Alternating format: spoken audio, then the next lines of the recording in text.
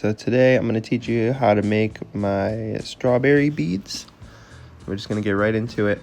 First step, just take your base color. If you're making a strawberry, that'll be red, and you just start getting a nice gather of that. Once you get a good amount of glass gathered at the end of your color rod, you're just going to drop that down onto your mandrel. Rotate your mandrel, get it all the way around, just kind of putting it down like a regular old bead. Now that I've got the base of my bead down, I'm just gonna melt it down a little bit, roll it in the fire, get it nice and even on all sides.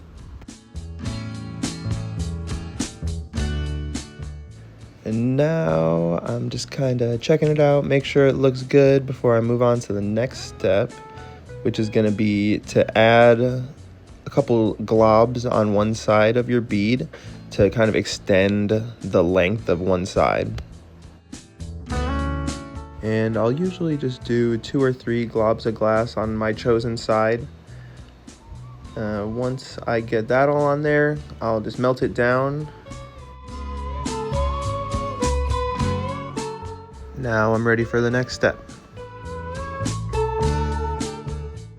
Next step is going to be to heat up the glass on all sides, and then I'm going to roll it on this textured file that I have, and that'll give us the little like divots on the side of the strawberry and make it look like where the seeds are. And if you end up not liking the textures that you get from your first go on the file, you can always just melt it down and pretty much just start again, give it another shot until you like what you got.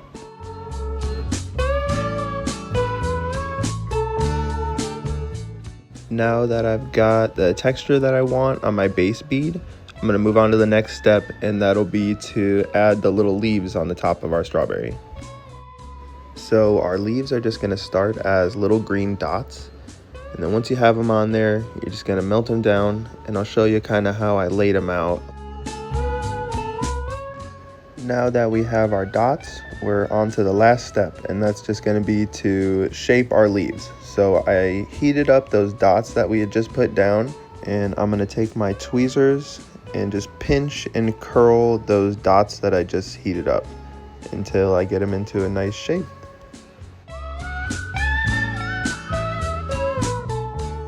Once that's all done, I just melt it down a little bit, and we have a strawberry.